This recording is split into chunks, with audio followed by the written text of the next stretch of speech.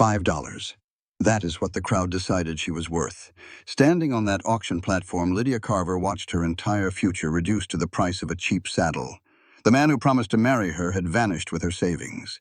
Now, strangers bid on her labor like she was livestock. When the gavel began its descent at $5, humiliation burned deeper than the August sun.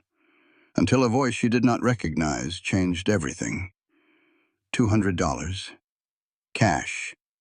And if anyone says another word about her, I will cut out his tongue.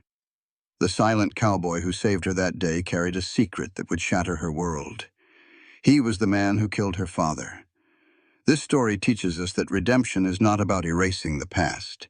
It is about building a future worthy of those we have hurt. It reminds us that forgiveness is not a single moment. It is a choice we make every day. And sometimes the person who destroys your life becomes the one who helps you rebuild it. If this story moved you, drop your city in the comments below. I want to see how far Lydia's journey travels. Hit that like button if you believe people deserve second chances. Subscribe and turn on notifications so you never miss another story that matters. Share this with someone who needs to hear that their past does not define their future. Now sit back and let us begin where dignity meets desperation. $5. That was what they decided Lydia Marie Carver was worth. She stood on a splintered auction platform in the town square of Sweetwater Crossing, Wyoming territory. August. Heat pressing down like a punishment from God himself. Dust coated everything. The false-fronted buildings. The horses stamping at hitching posts. The faces of the men gathered below her, their eyes moving over her body like she was livestock. Her best dress, the deep blue cotton she had sewn herself with careful tiny stitches back in St. Louis, now felt like a burial shroud. The auctioneer, a thin man with a waxed mustache and eyes that never quite met hers, cleared his throat and addressed the crowd. Gentlemen, we have before us Miss Lydia Carver, lately arrived from Missouri. The contract in question specifies 2 years of domestic service to satisfy the outstanding debt of one Mr. Robert Thornhill, who has unfortunately departed our territory. Unfortunately. The word twisted in Lydia's chest like a knife. Robert Thornhill had departed all right, in the dead of night, with the $800 she had saved over 5 years working as a seamstress. The money that was supposed to start their new life together. The money he had convinced her to let him invest in supplies for their journey west. She had arrived in Sweetwater Crossing 3 weeks ago, wearing her best dress and carrying letters full of promises. She had found a boarding house keeper who had never heard of Robert Thornhill, a land office with no record of his claim, and a saloon owner who remembered him well, remembered watching him ride out heading south with his saddlebags full, and a blonde woman who definitely was not his mail-order bride. The saloon owner had also produced a contract, a piece of paper with Robert's signature and Lydia's name, listing her as collateral against a $500 gambling debt. It was fraud, obviously, forgery. But the territorial judge had looked at her with tired eyes and explained that without funds for a lawyer or witnesses to prove she had never signed it, the contract stood. She could work it off, he had said. 2 years was not so long. Some girls had it much worse. So here she stood. She is healthy, the auctioneer continued, warming to his pitch. Educated, can read and write, cook, sew, manage a household. No known ailments or complications. Lydia felt heat crawl up her neck. She fixed her gaze on the horizon beyond the crowd, on the line where the dusty street met the purple mountains in the distance. She would not cry. She would not beg. She would not give them that satisfaction. We will start the bidding at $20, the auctioneer announced. Silence. Heavy and thick as the dust. $20 was nothing. Less than a decent horse. A fraction of what a skilled craftsman might earn in a month. And still no one spoke. $20, the auctioneer repeated, his voice taking on a slight edge. For 2 years of guaranteed service. Gentlemen, this is a bargain. More silence. Someone in the crowd coughed. A horse stamped and snorted at the hitching rail. 15, then. The auctioneer's professional smile tightened. Surely someone can see the value here. A man near the front spat tobacco juice into the dirt. Another turned away, losing interest. $10. The auctioneer's voice had gone flat. $10 for 2 years of contract service. A murmur rippled through the crowd. But it was not interest. It was amusement. They were enjoying this, watching her value drop like stones down a well, measuring her humiliation by the dollar. Lydia's breath came shallow. The sun beat down on her head.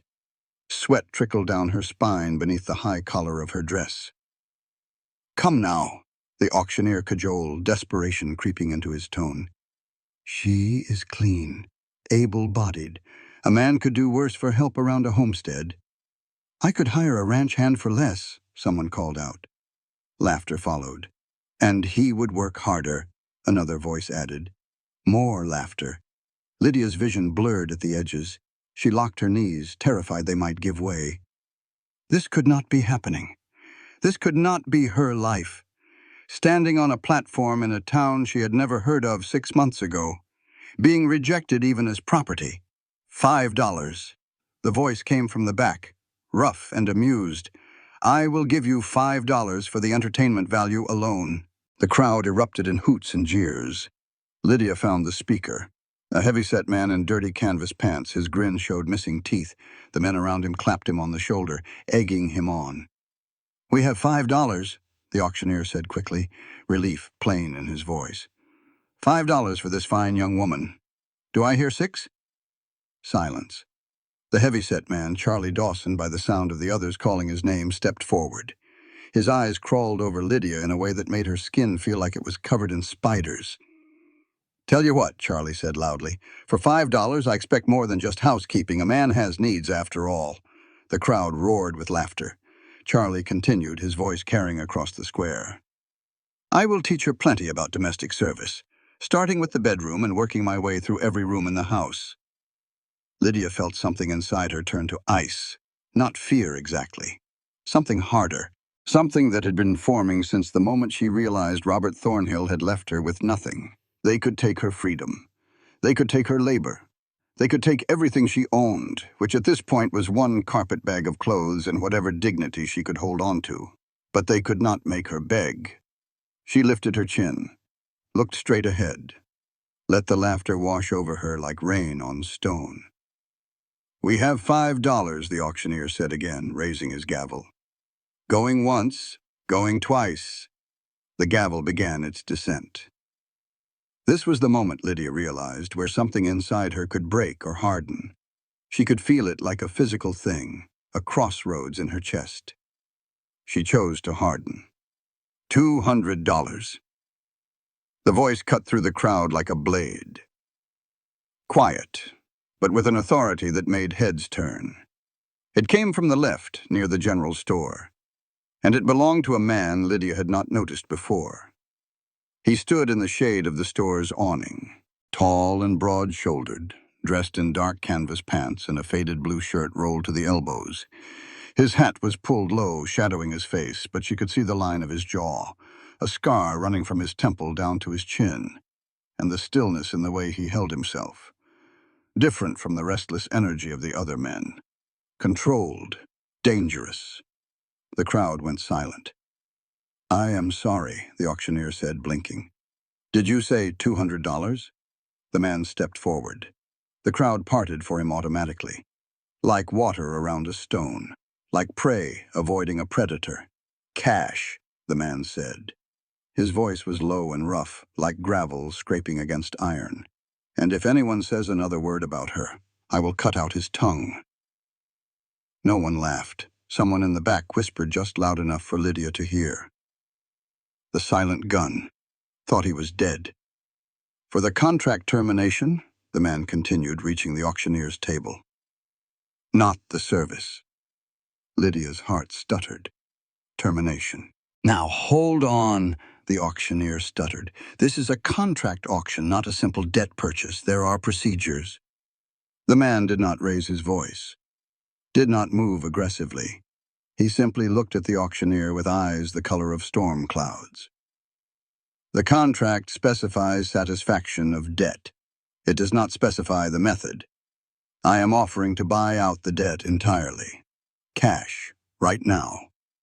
He reached into his pocket and pulled out a leather fold, counted bills onto the table with calm, deliberate movements. The crowd pressed closer, craning to see. "That is," the auctioneer started.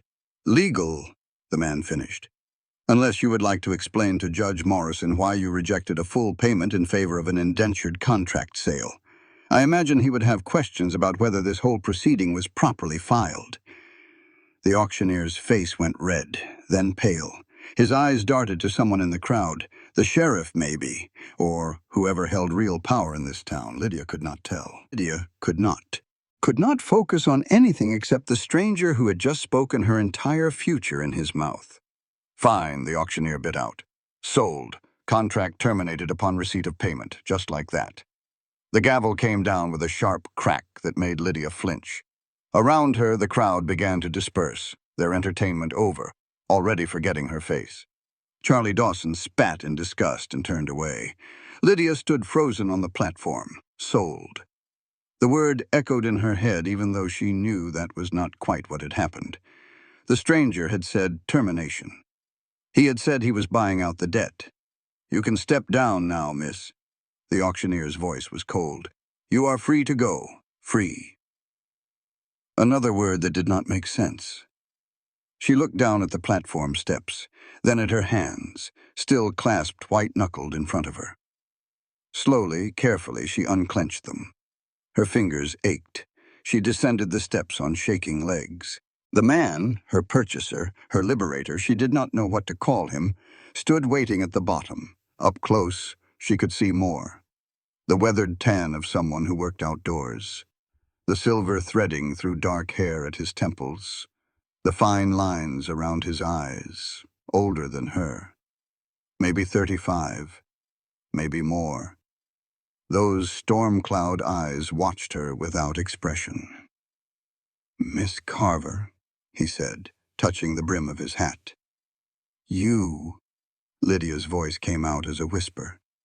She cleared her throat and tried again. "You just paid $200. I did.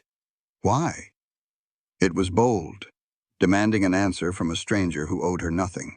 But she had just been auctioned like livestock. Boldness felt like the least dangerous thing she could muster. Something shifted in his expression. Not quite a smile, but a softening around the eyes. Because $5 was an insult, and watching it happen was worse.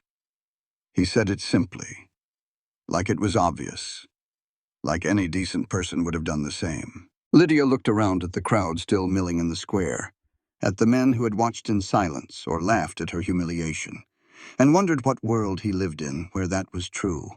"I do not understand," she said. "You do not have to." He gestured toward the edge of the square where a wagon stood hitched to two sturdy horses. "But you should get out of the sun. You are swaying." She was.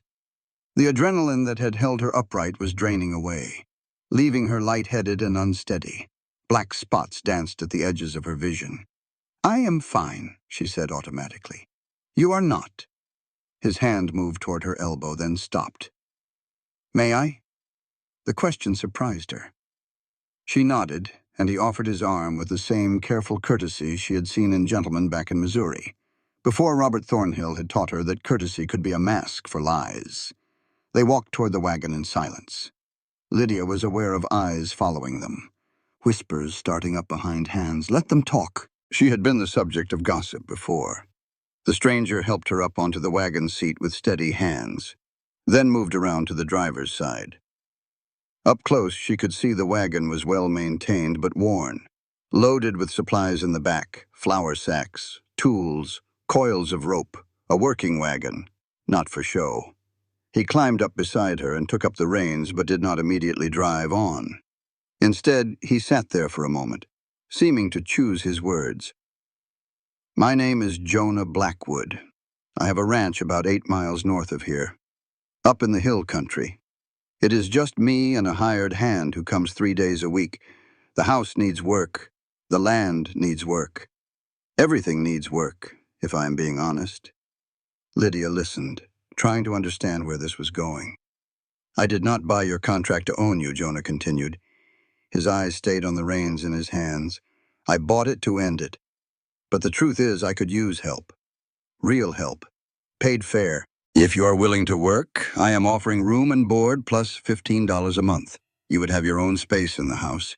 You could leave anytime you wanted. I would drive you to town myself." He looked at her then, direct and serious. "But if you would rather I just take you to the boarding house right now, I will do that too. No obligations, no expectations. Your choice. Your choice." The words landed like a gift Lydia did not know how to hold. "Why?" she asked again, because she still did not understand. "Why would you do this?" Jonah was quiet for a moment. His gaze moved past her to the mountains beyond the town. When he spoke, his voice was soft. "Because someone should have. And no one did. That is reason enough." It was not really an answer.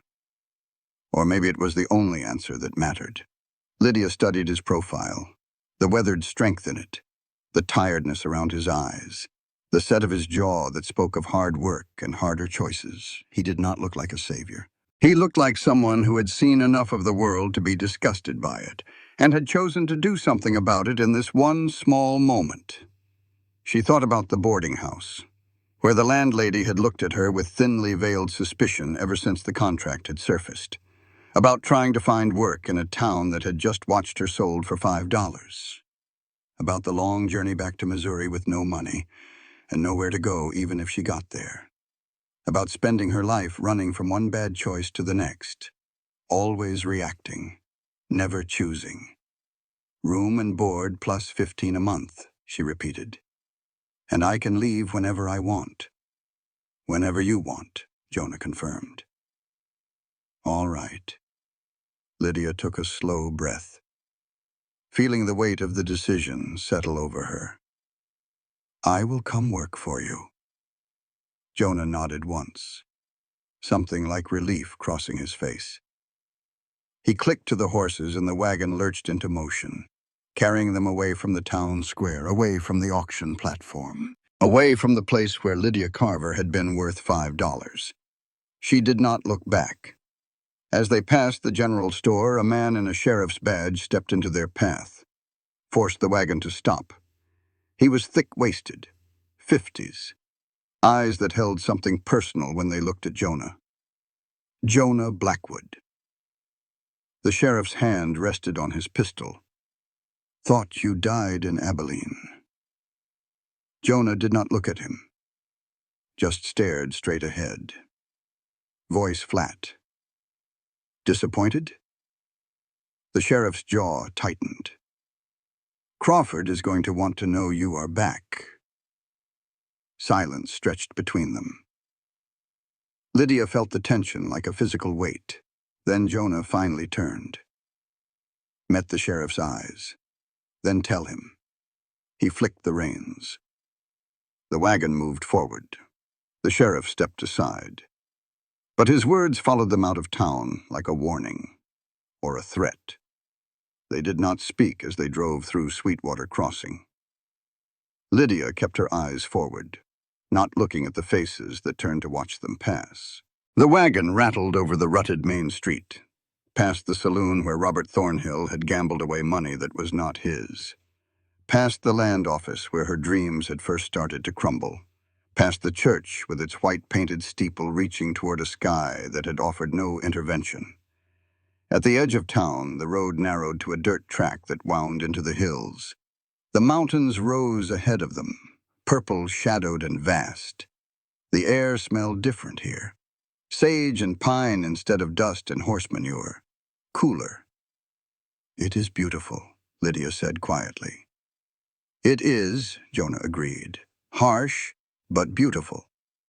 The land does not lie to you. At least it tells you exactly what it is." Lydia thought about that as they climbed higher. The horses settling into a steady rhythm. The land does not lie. Unlike men who made promises in letters.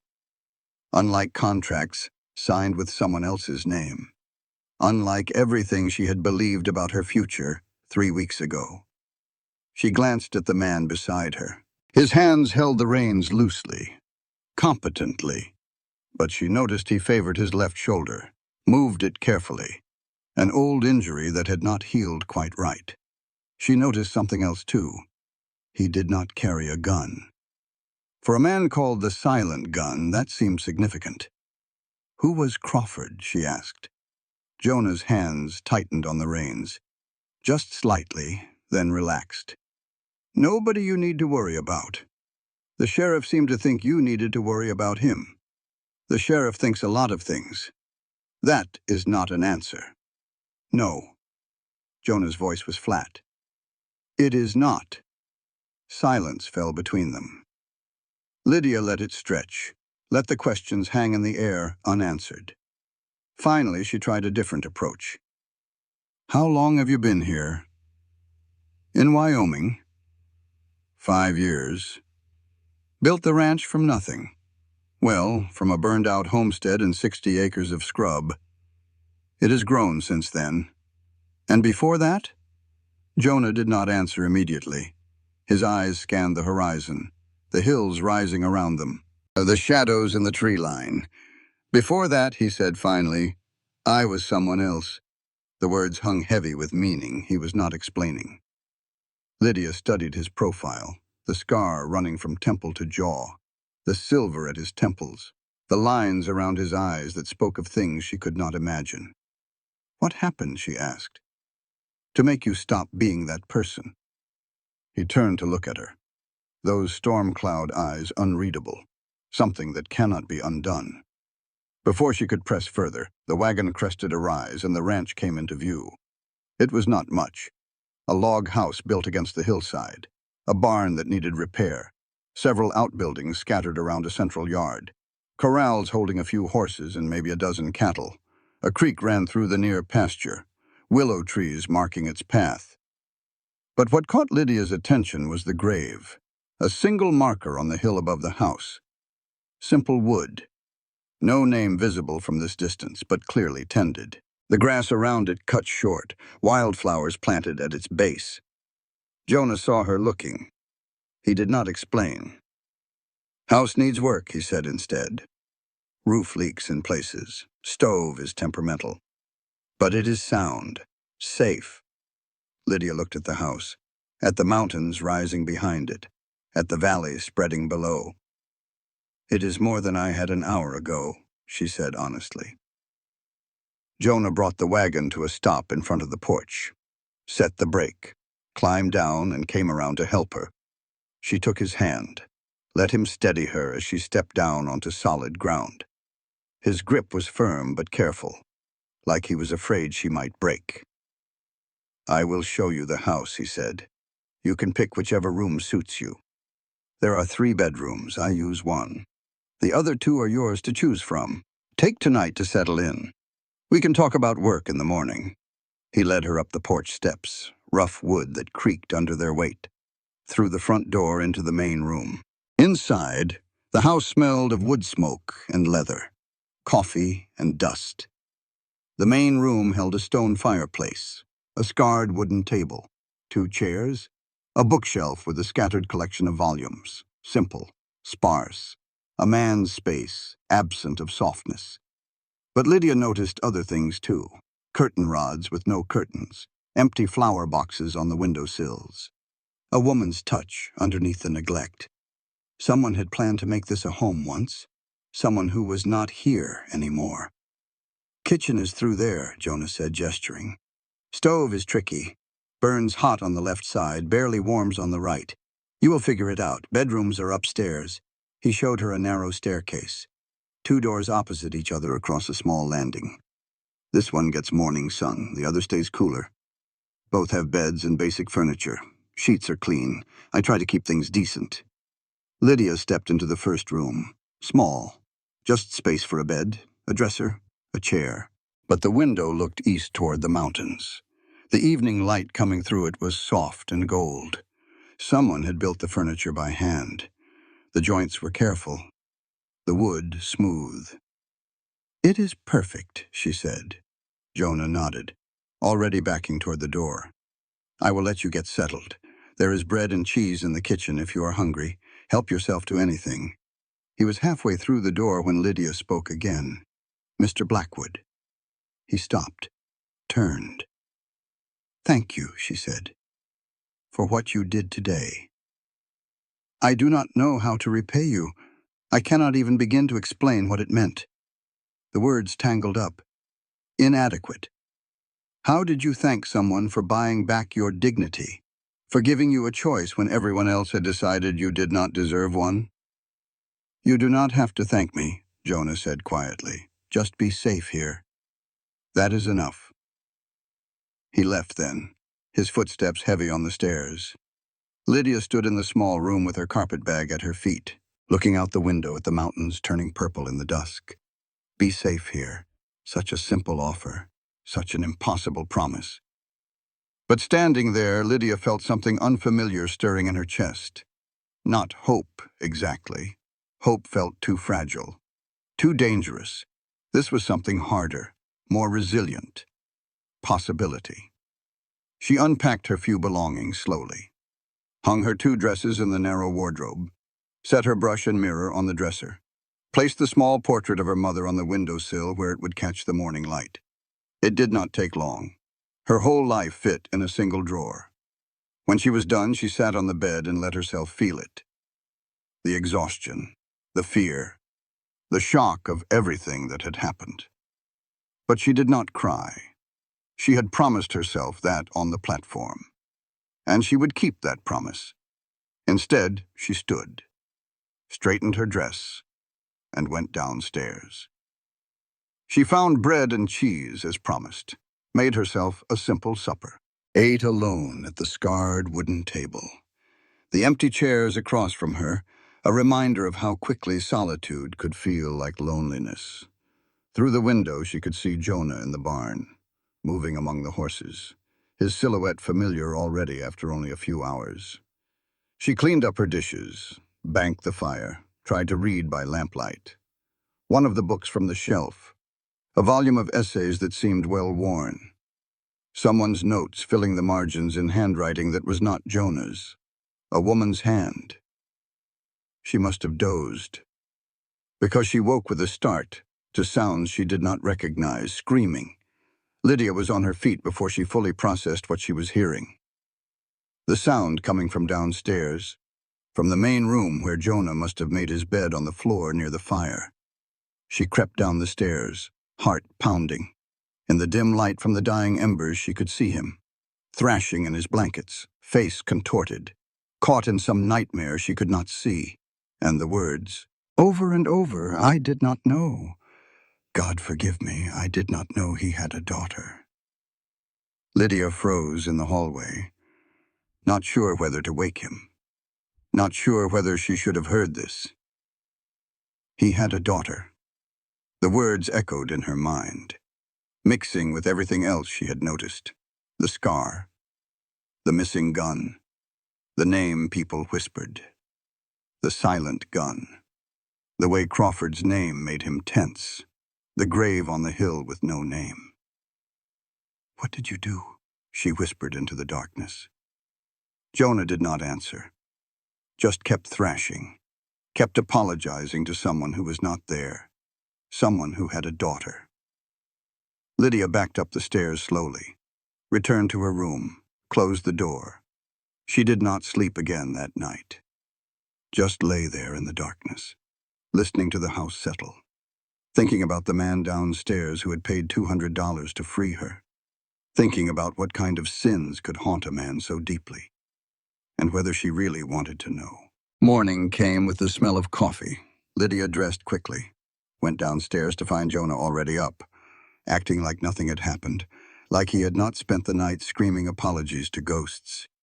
"There is coffee on the stove," he said without looking up from the harness he was repairing. "I have to ride out to check the fence line. Make yourself at home." And then he was gone, out the door, leaving her alone with questions he clearly had no intention of answering. Lydia poured herself coffee, strong and bitter, the way men drank it. She looked around the kitchen, at the dust on the shelves, the grime on the windows, the disorder of a household without anyone to care for it. She had work to do, and maybe, while she worked, she would find some answers. A week passed, then two. Lydia threw herself into the work of making the house livable, scrubbing floors, washing windows, beating rugs, organizing cupboards that had not been organized in years. The work felt good, purposeful. Each small improvement was something she could point to and say, I did that. I made this better, after weeks of feeling powerless, of being acted upon rather than acting. The simple ability to choose what to clean next felt almost revolutionary. Jonah noticed. She could tell by the way his eyes moved over the changes each evening. The curtains she had sewn from spare fabric she found in a trunk, the herbs she had planted in the windowsill, the meals that were becoming more elaborate as she learned the temperamental stove's moods. He did not say much. Jonah Blackwood was not a man of many words, but sometimes at supper she caught something in his expression that might have been gratitude, or might have been something else entirely. They had fallen into a routine. Jonah rose before dawn to work the ranch. Lydia made breakfast. They ate in silence. He left. She worked through the day. He returned at dusk. She made supper. They ate in silence again. But the silences were becoming less uncomfortable, more companionable. Two people sharing space without needing to fill it with words. She learned things about him, small things. He liked his coffee black and strong. He had a habit of pausing at the door each evening and looking at the grave on the hill before coming inside. He never talked about his past, never mentioned family, never explained the scar or the nightmares that still came 2 or 3 nights a week. I did not know he had a daughter. The words haunted her, even as she scrubbed and swept and tried to build something normal out of the wreckage of her old life. What had he done? Who was the daughter he had not known about? And why did it matter so much to him? She found some answers by accident. It was a Tuesday. Jonah had ridden out early to check on the cattle in the upper pasture. Lydia was cleaning the root cellar, a task she had been avoiding because it required moving heavy crates and crawling into dark corners where spiders lived. She found the box behind a stack of empty flour sacks, locked, metal, old but well-maintained. She should have left it alone. It was not hers. Nothing in this house was hers. She was hired help, not family, not even a friend, really. But the lock was flimsy, and curiosity was a powerful thing. Inside, she found bullets, expensive ones, the kind used for long-range shooting, a worn leather journal, and a list of names on a single sheet of paper. 12 names, most crossed out. She did not recognize any of them at first, just names, just ink on paper. Then her eyes caught on one near the bottom. Marcus Carver, St. Louis. $500, complete. Her father's name. Lydia's hands started shaking. The paper trembled in her grip. She read it again and again, like the words might change if she stared at them hard enough. Marcus Carver, her father, Carver, her, who had died 8 years ago in St. Louis, shot down in front of a general store. A robbery, the police had said. Random violence. Wrong place at the wrong time. She had been 16, had just argued with him the night before about wanting to leave for school, had stormed off to her room without saying I love you. The last words she had said to her father were, I wish you would just leave me alone. 3 days later, he was dead. And here, in a locked box in a root cellar in Wyoming, was his name on a list, with a price next to it, and the word complete. $500. That was what her father's life had been worth to someone. Lydia put the paper back in the box, closed it, replaced the lock, stacked the flour sacks back in front of it. She climbed out of the root cellar and stood in the afternoon sunlight, breathing hard, trying to make sense of what she had found. It could not mean what she thought it meant. Jonah Blackwood could not have killed her father. The man who had paid $200 to free her from an auction platform, who had given her a room and wages and the first kindness she had known in months. He could not be the reason she had grown up without a father. But the list existed. The name existed. The price existed. And every night Jonah screamed apologies to someone who had a daughter. A daughter he had not known about. Me, Lydia thought. He did not know about me. She spent the rest of the day in a daze, going through the motions of work, making supper, setting the table. When Jonah came in at dusk, she watched him, really watched him, looking for the killer in his weathered face. He paused at the door, looked at the grave on the hill, the same way he did every evening. My father, Lydia realized. That grave is for my father. The thought should have made her run, should have made her grab a knife from the kitchen and demand answers. Instead, she served supper, and watched, and waited. Jonah noticed something was wrong. She could tell by the way his eyes kept moving to her face during the meal, the way he paused with his fork halfway to his mouth. "You all right?" he asked. "Fine. You seem different."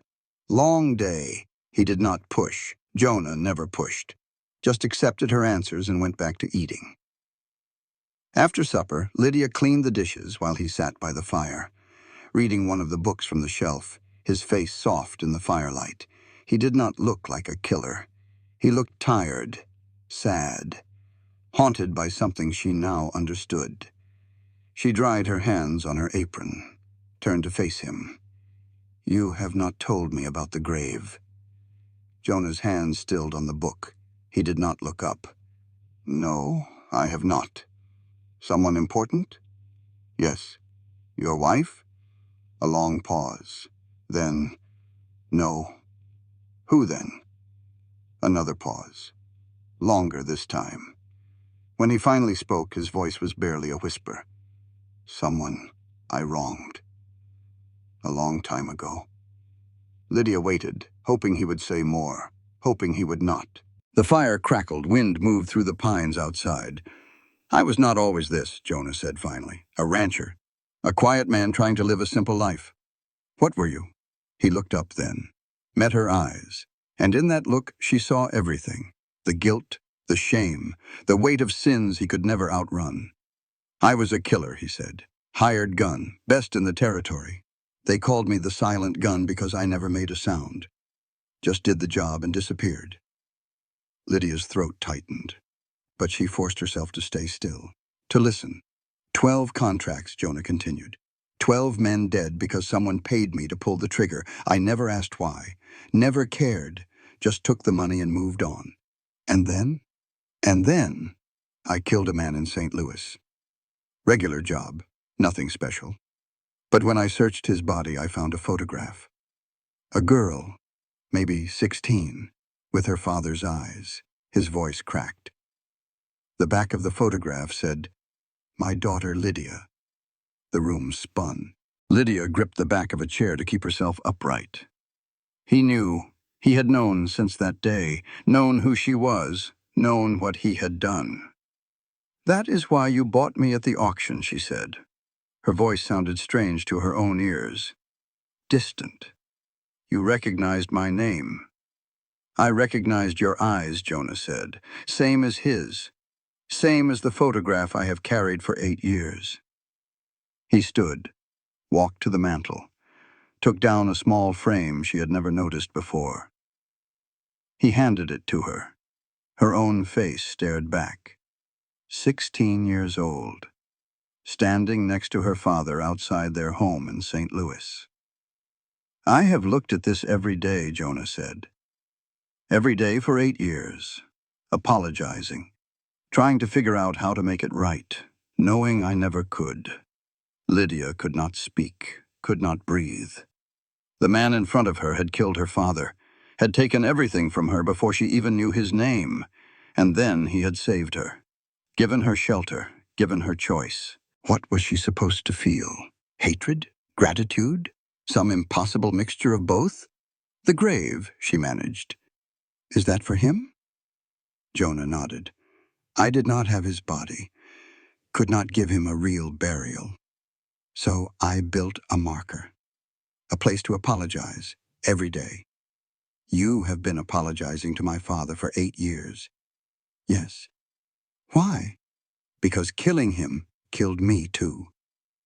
Jonah's voice broke, finding that photograph, knowing he had a daughter who would grow up without him because of what I did. It broke something in me. I could not pull a trigger after that, could not be that man anymore. He sank back into his chair, buried his face in his hands. I do not expect forgiveness, he said. I do not deserve it.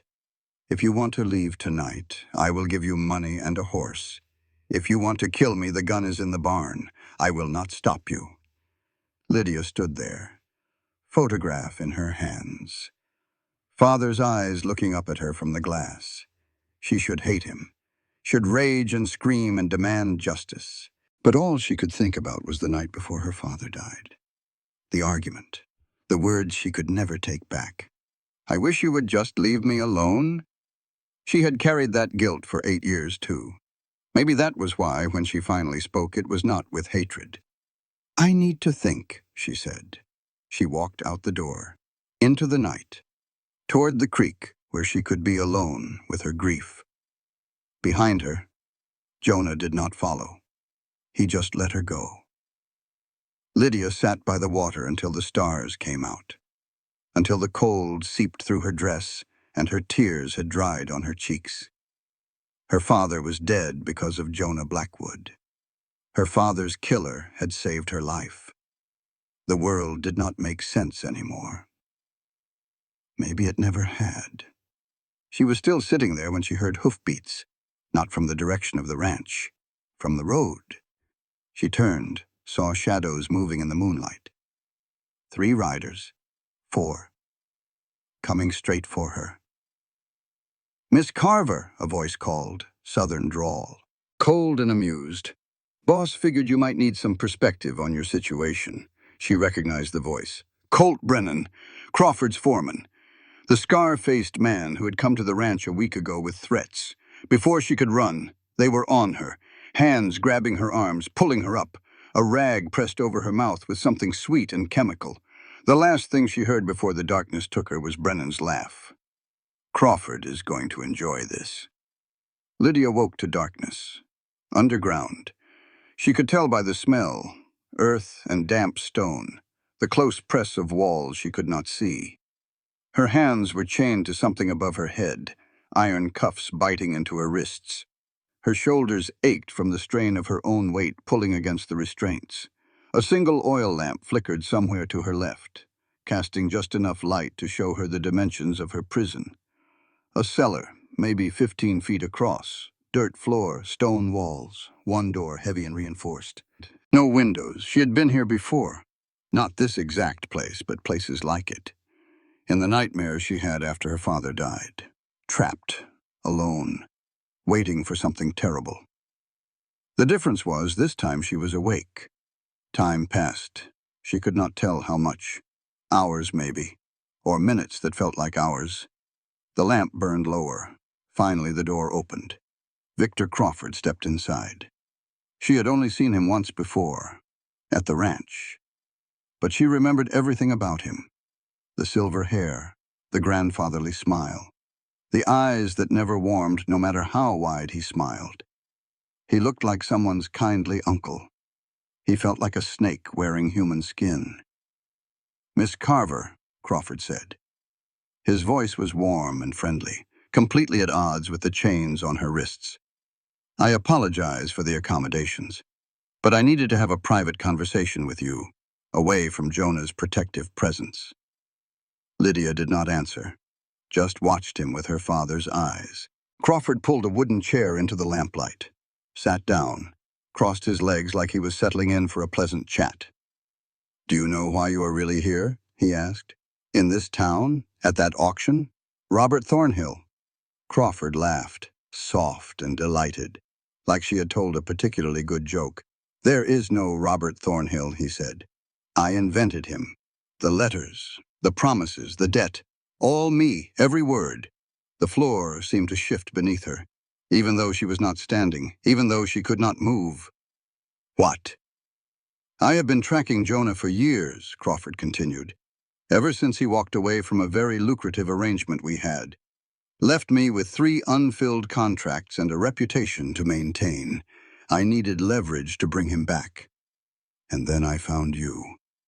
He leaned forward, eyes bright with something that might have been pleasure. the daughter of Marcus Carver, Jonah's last kill, the one that broke him. I could not have designed better bait if I had tried. Lydia's mind raced, trying to process what he was telling her, everything, every piece of her ruined life, the letters from Robert, the journey west, the auction. All of it had been orchestrated by this man to get to Jonah. "He recognized you at the auction, you know," Crawford said. "I was watching. Saw his face when he heard your name. Saw him count out that money like his life depended on it. Because it does. His soul, anyway, whatever is left of it." "Why are you telling me this?" Crawford shrugged. "Because I want you to understand your position. You are not a person in this scenario, Miss Carver. You are a tool, a very effective one, but a tool nonetheless." He stood, walked a slow circle around her, just out of reach of the chains. "Jonah will come for you," he said. "Men like him cannot help themselves, all that guilt, all that need to make amends. He will walk into whatever trap I set because he thinks saving you will somehow make up for killing your father." He stopped in front of her, tilted his head like he was examining a painting. "When he does, I will give him a choice. Complete one final contract for me, or watch you die." "He will not do it," Lydia said. Her voice came out stronger than she felt. "He has changed." Crawford's smile widened. "No one changes, Miss Carver. They just get better at hiding what they are. Jonah Blackwood is a killer. That is what he was born to be. All I am doing is reminding him." He moved toward the door, then paused, looked back over his shoulder. "I will give you some time to think about your situation. Consider carefully what you want to say when Jonah arrives. The right words might save both your lives." He stepped through the door. It slammed shut behind him. The lock clicked into place. Lydia was alone again. She did not know how long she hung there, long enough for her shoulders to go from aching to numb, long enough for the lamp to burn down to almost nothing. She thought about her father, about the argument they had had the night before he died, about all the things she had never said. She thought about Jonah, the man who had pulled the trigger, the man who had been apologizing to an empty grave for 8 years. She thought about Crawford's words. No one changes. Was that true? Was Jonah Blackwood still a killer underneath all that guilt and grief? Would he really pick up a gun again if Crawford pushed hard enough? Or had something in him genuinely broken that day in St. Louis? The day he found a photograph of a girl with her father's eyes. She did not know. Could not know. But she realized hanging there in the darkness that she wanted to find out. She wanted to believe people could change. That the worst thing a person ever did not have to define them forever. Maybe because she needed that to be true. For her father's sake. For Jonah's sake. For her own. The door opened again. This time it was not Crawford. It was Jonah. He stood in the doorway with a lamp in one hand. Behind him she could hear sounds, shouting, gunfire, the chaos of a fight in progress. He was bleeding. A gash across his forehead. Blood soaking through his shirt from somewhere she could not see. But his eyes were clear, focused, fixed on her with an intensity that made her breath catch. "Time to go home," he said. He crossed to her in 3 strides, pulled a key from his pocket, started working on the chains. "How did you find me?"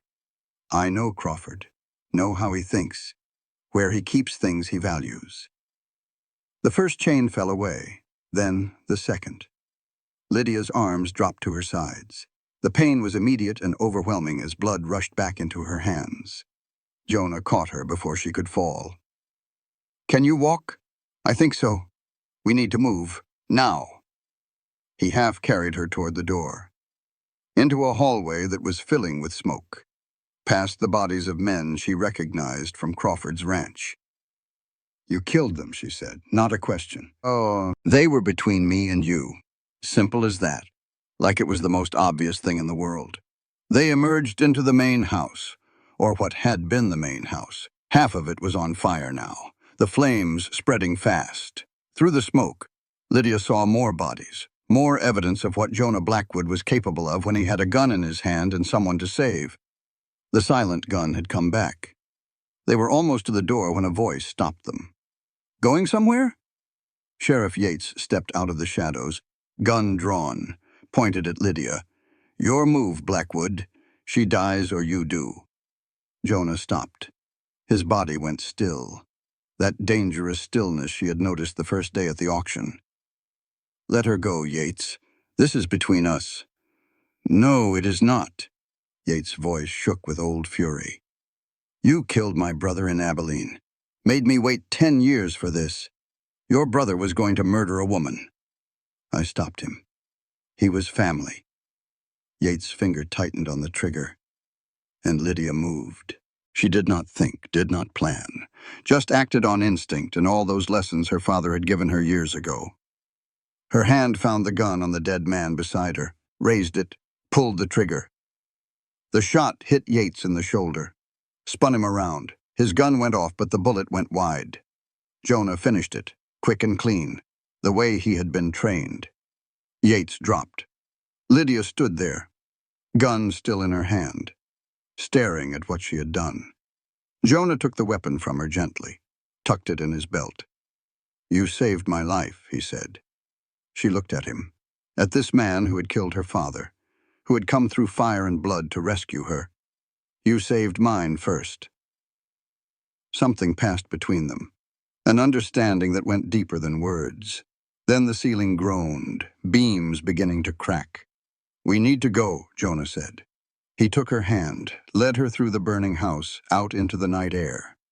Behind them, Crawford's compound collapsed in on itself, taking the bodies and the secrets and the past with it.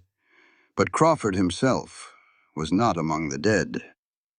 As they stumbled toward the horses Jonah had hidden in the trees, Lydia saw it. A carriage racing away down the road, too far to catch. "He got away," she said. Jonah nodded, his face grim. "He always does." "What happens now?" "Now," Jonah said, "we go home. And we figure out how to end this. For good." Jonah collapsed halfway back to the ranch. One moment he was riding beside her. The next he was sliding sideways off his horse, landing hard in the dirt road. Lydia was off her mount before she fully processed what was happening, kneeling beside him, pressing her hands against the wound she could now see clearly. A bullet hole in his side, bleeding badly. He had hidden it from her, had kept moving on pure willpower while his body failed. "Jonah, Jonah, stay with me." His eyes fluttered, focused on her face. "Told you?" he whispered. "Told you I was someone else before. Do not talk. Save your strength." She looked around desperately. They were maybe 2 miles from the ranch, too far to carry him. But the horses were here. She could get help. "I'm going to leave you for a minute," she said. "Get you on my horse somehow. Get you home." "Lydia." His hand caught her wrist, weak but insistent. "If I do not make it, you will make it. If I do not." His eyes held hers. "The grave on the hill. Promise me you will visit it sometimes. Tell him I tried. Tell him I'm sorry." Tears burned in her eyes, tears she had sworn she would not cry.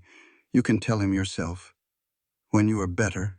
She got him on the horse, nearly killed herself doing it. But adrenaline was a powerful thing. The ride back to the ranch took forever.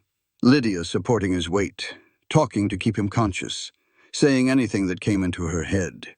She talked about her father, about the good times before he died, the way he used to call her little bird, the shooting lessons he gave her that had just saved Jonah's life.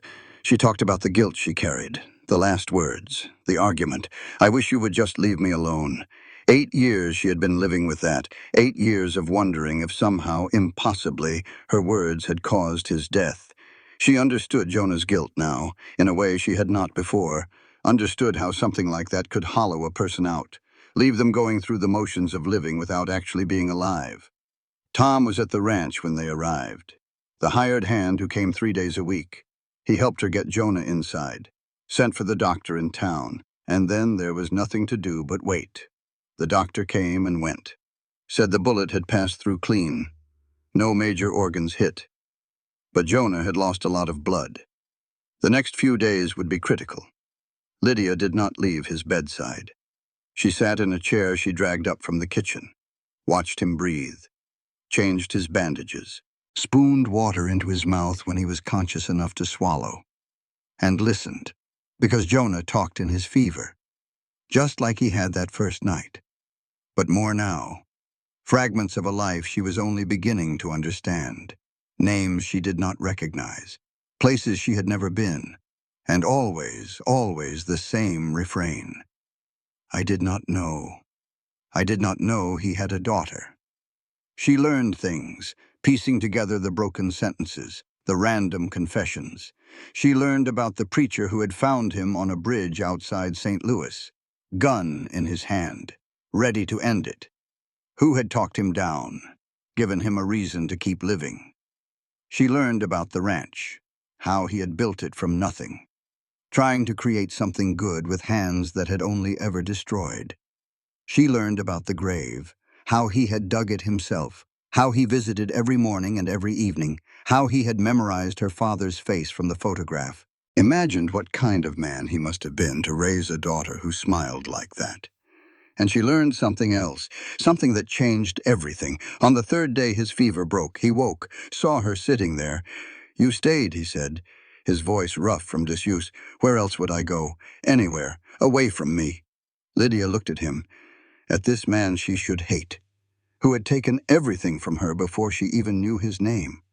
Somewhere in the last 3 days, while she had watched him fight for his life, something had shifted. I do not know what I feel, she said honestly. Hatred, gratitude, both, neither. It does not make sense. Nothing about this makes sense. No. She took a breath.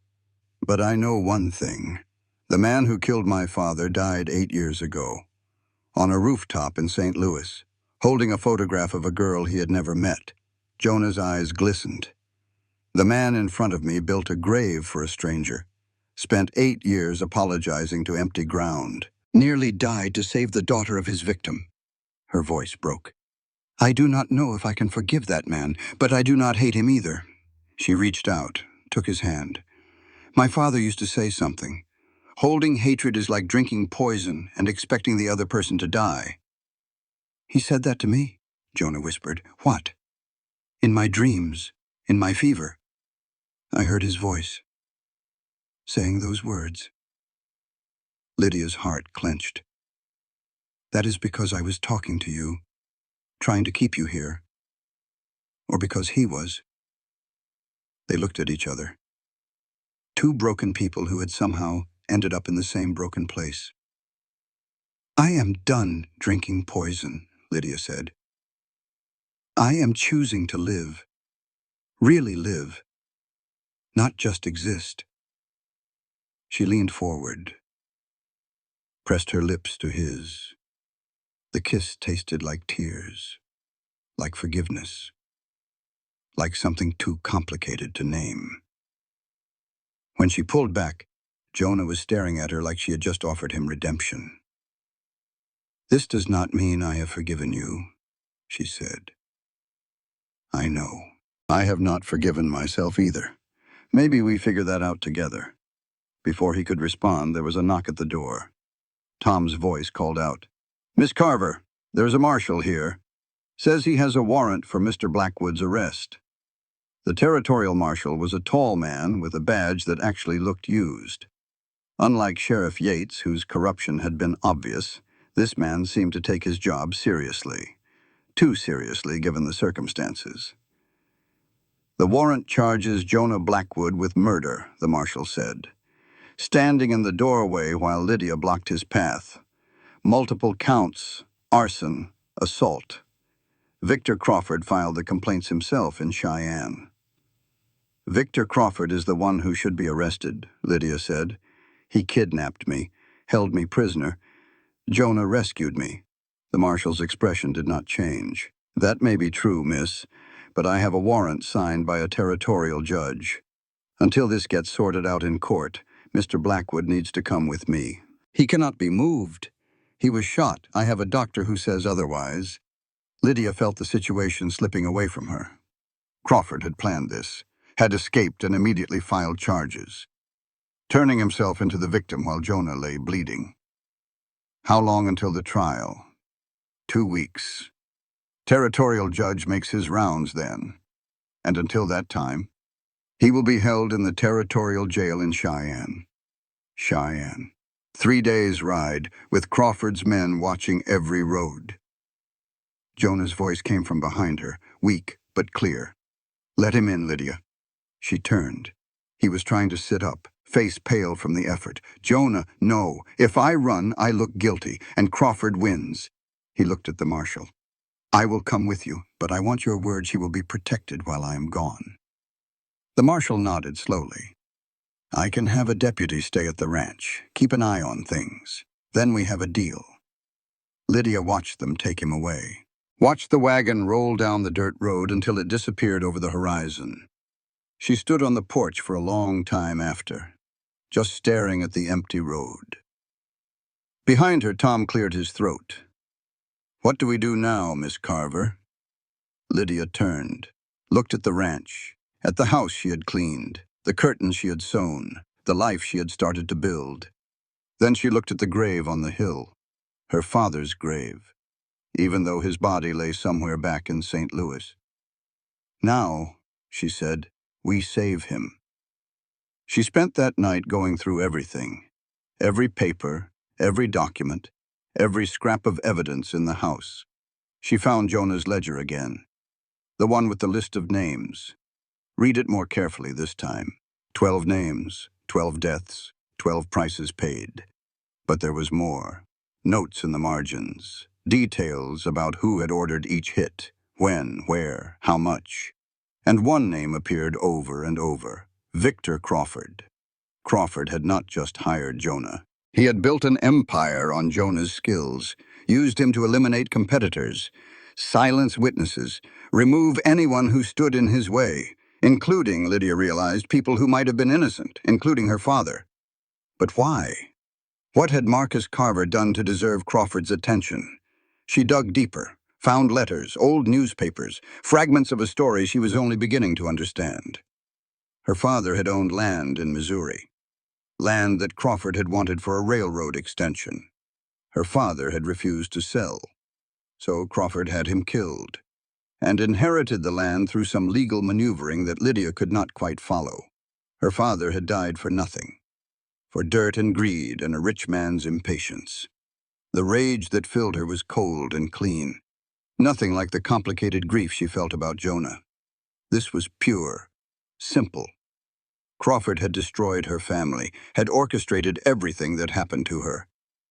And she was going to destroy him. She rode for Cheyenne at dawn, 3 days on the road, avoiding the main routes, using the paths her father had taught her to navigate by stars. He was still with her, still guiding her. Even now. She found the newspaper office on her second day in the city, the Cheyenne Leader, known for fearless reporting on territorial corruption. The editor was a woman named Catherine Winters, sharp-eyed, ink-stained, with a reputation for never backing down from powerful men. Lydia showed her the ledger. Catherine read it, her face going pale. Do you understand what this is?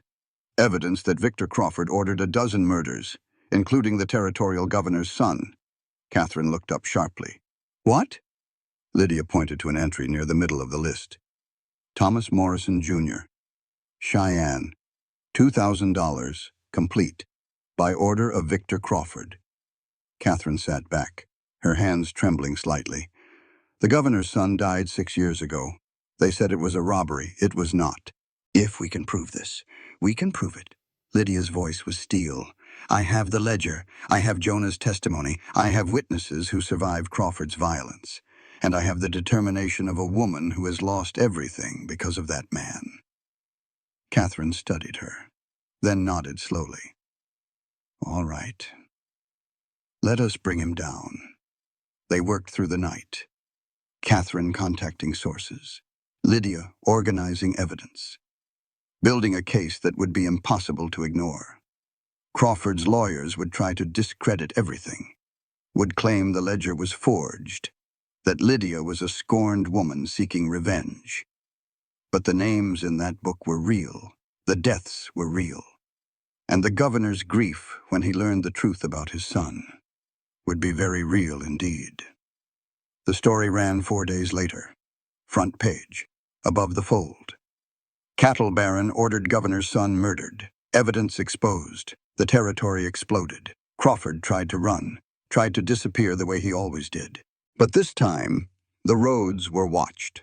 The trains were watched. Every escape route closed by marshals who answered to a governor with murder in his eyes. They caught him at the state line, dragged him back to Cheyenne in chains. The trial began the next day. Lydia sat in the front row of the packed courtroom, watching as Crawford's empire crumbled around him. She testified, told her story. The auction, the rescue, the kidnapping, everything. Crawford's lawyer tried to destroy her credibility, called her a liar, a criminal's accomplice. But then the governor stood. "My son was murdered 6 years ago," he said, his voice shaking. "They told me it was a robbery. Now I know the truth." He looked at Crawford with hatred that filled the room. "Now I know who to blame." The verdict came quickly. Guilty, on all counts.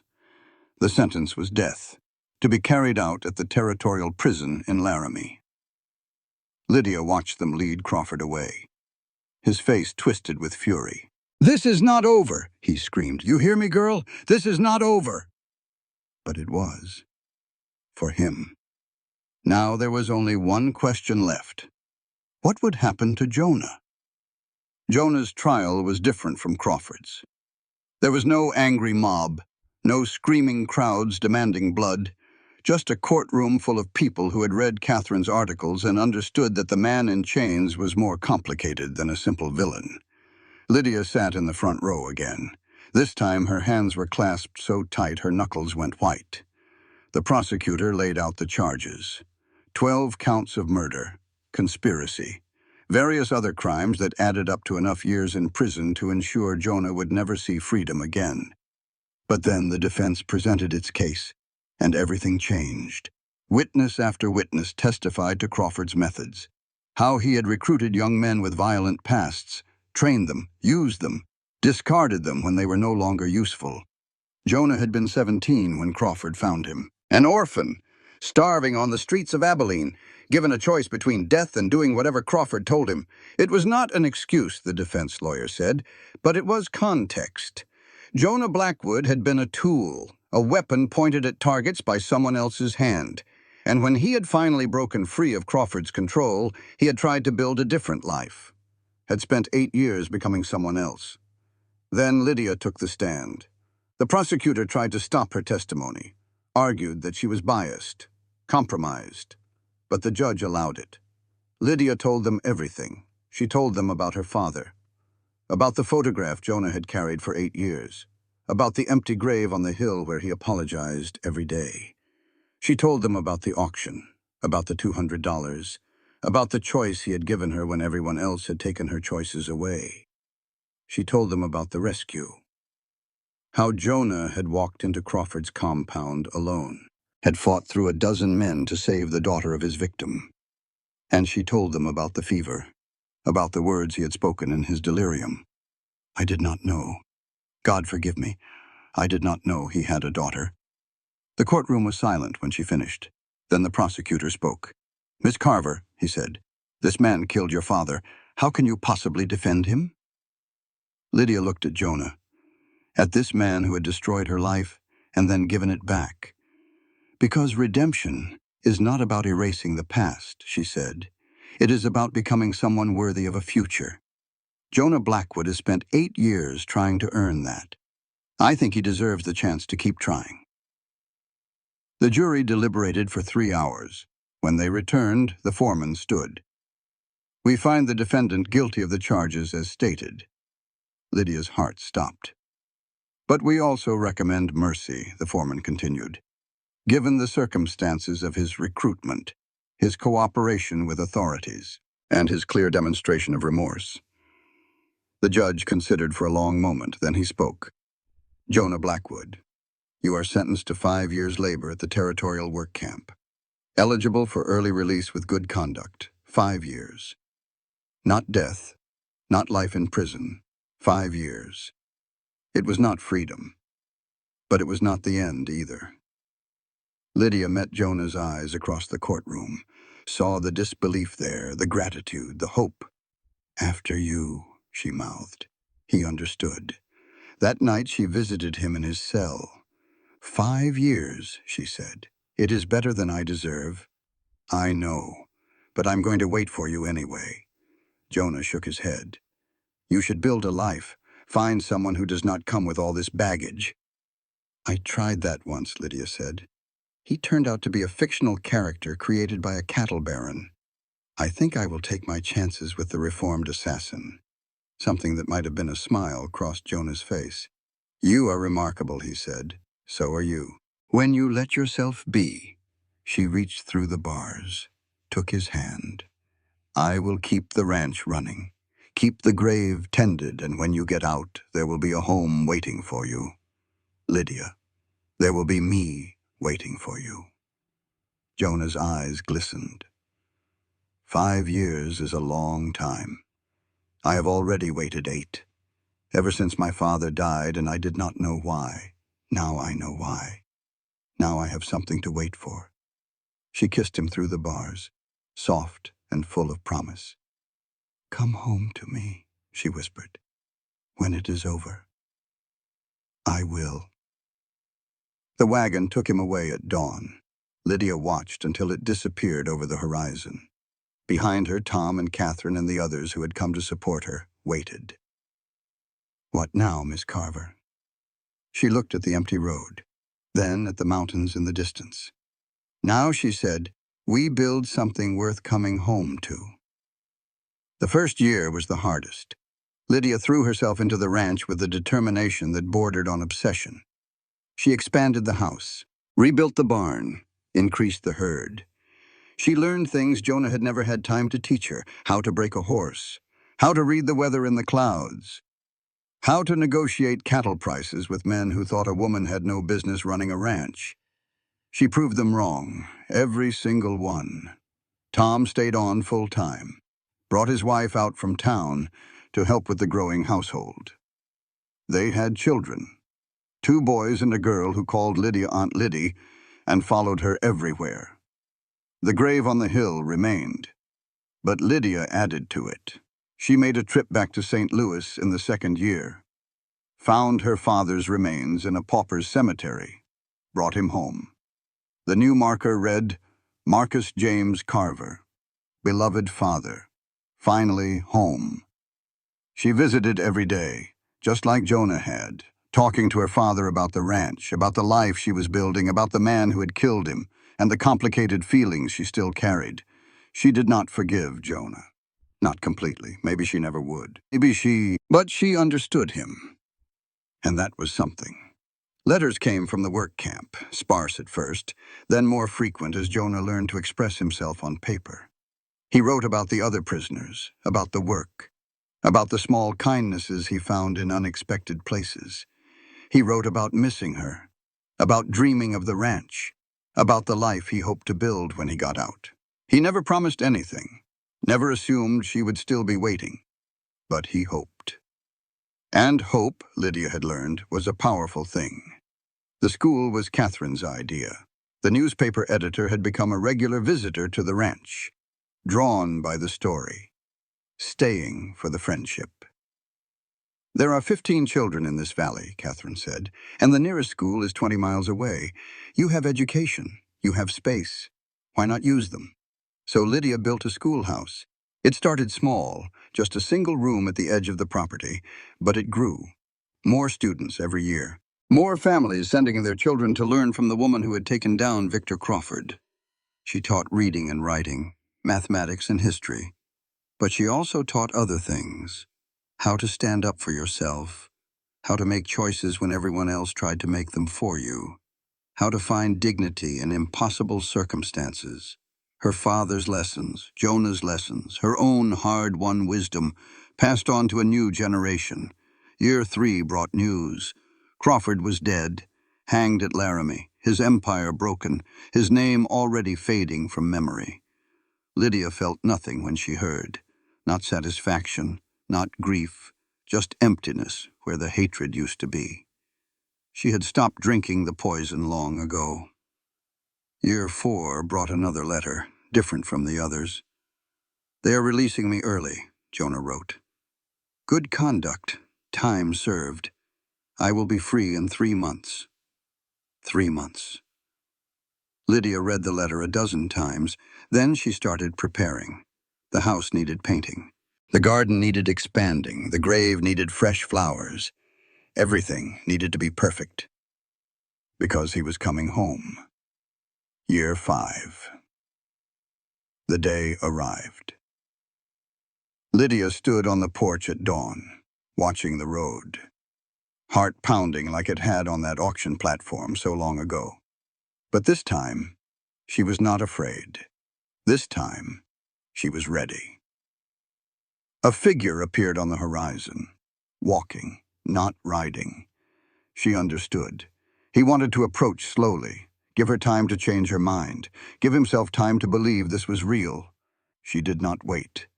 She ran down the road, closed the distance between them, threw herself into his arms.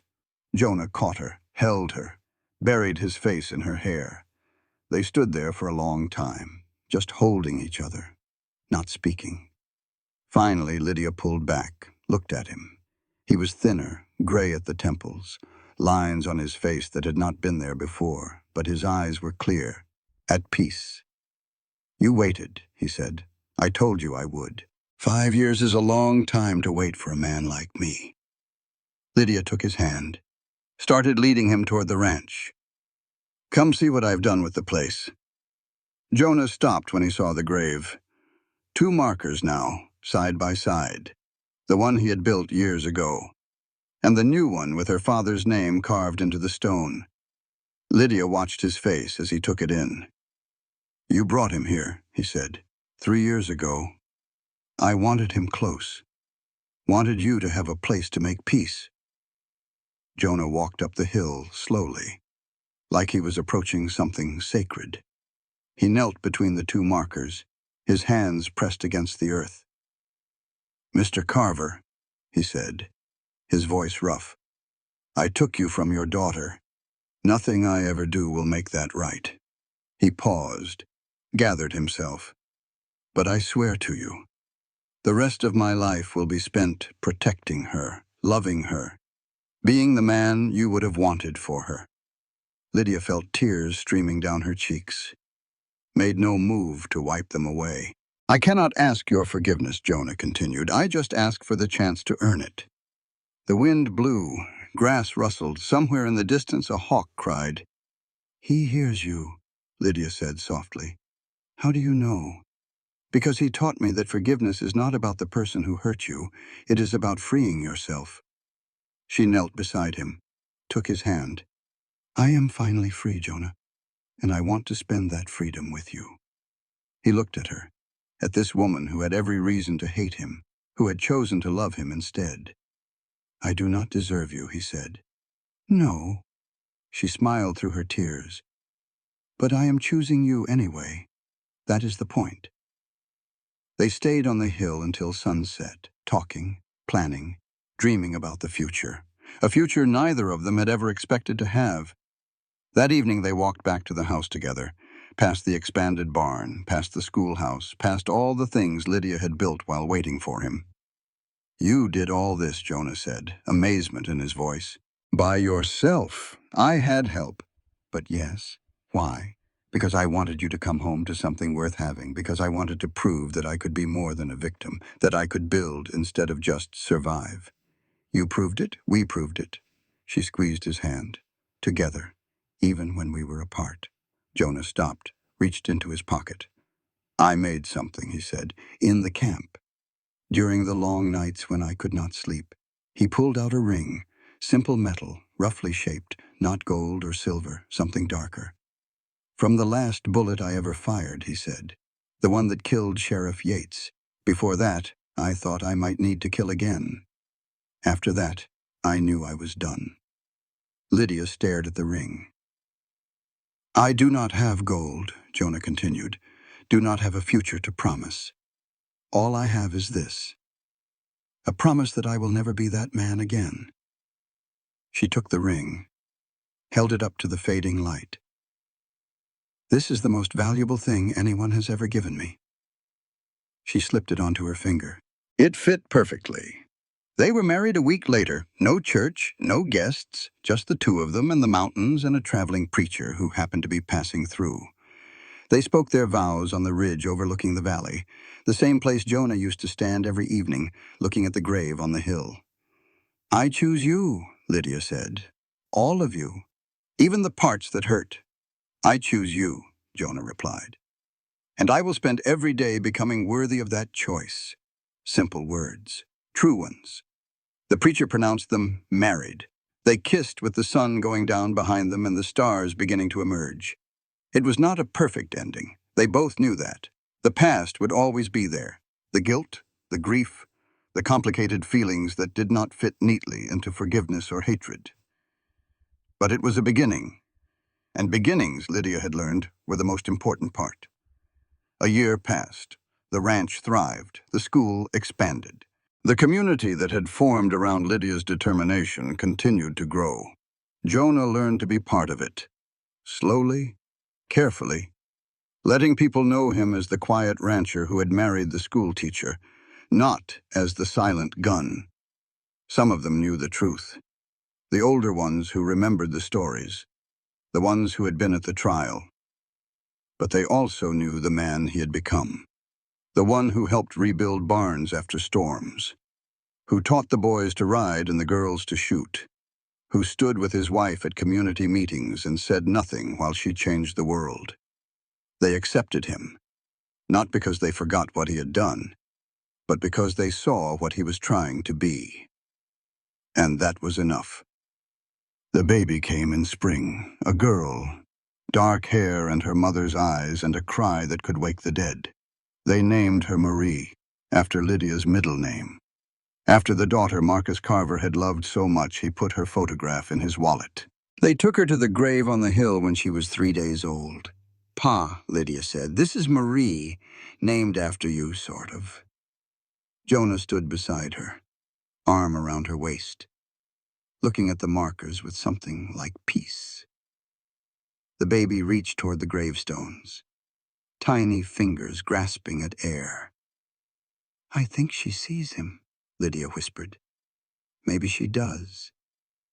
They stood there, the four of them, father and daughter, husband and wife, past and future, 3 generations, 2 graves, 1 hard-won family.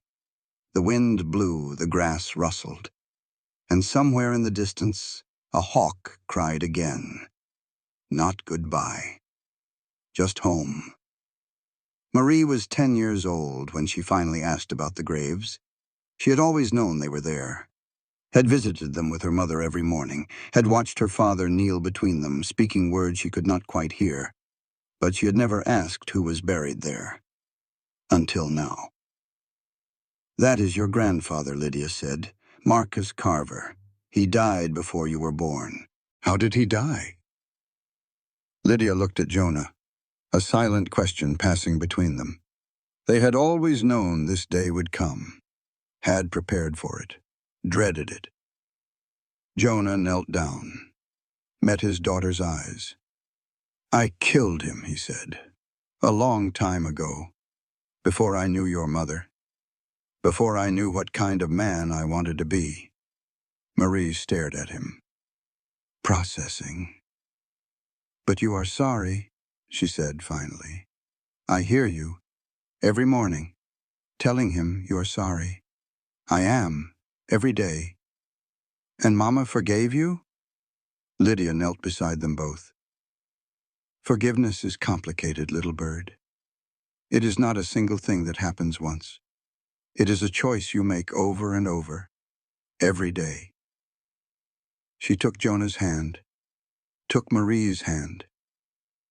Your father did something terrible, and he has spent his whole life trying to become someone better, someone worthy of forgiveness, someone worthy of you. She looked at Jonah with something like love and something like peace. Some days I forgive him completely, some days I am still angry. But every day, I choose to be with him. Because the man he is now is not the man he was then. And the man he is now, Lydia said, is the best father you could ever have. Marie thought about this for a long moment, then she hugged them both. I love you, she said. Both of you. Even the complicated parts. Jonah held his daughter, tears streaming down his face. I love you too, little bird. They walked back to the house together, the three of them, past the graves, past the memories, past the pain and the healing and all the years of choosing to be better. Behind them, the wind rustled through the grass. And somewhere, Marcus Carver smiled. His daughter was happy. His granddaughter was loved. And the man who had killed him had spent a lifetime earning the right to protect them both. It was not perfect. It was not easy. But it was enough, more than enough. It was redemption. And redemption, Jonah had learned, was not about erasing the past. It was about building a future worthy of those you had hurt. He had done that. Finally, at last. He was home. This content was carefully researched, developed, and manually edited by our team to deliver meaningful stories with valuable life lessons. Every narrative is crafted to entertain, inspire, and empower our audience. We believe that great stories can change lives, and we are committed to bringing you content that matters. Thank you for being part of our community.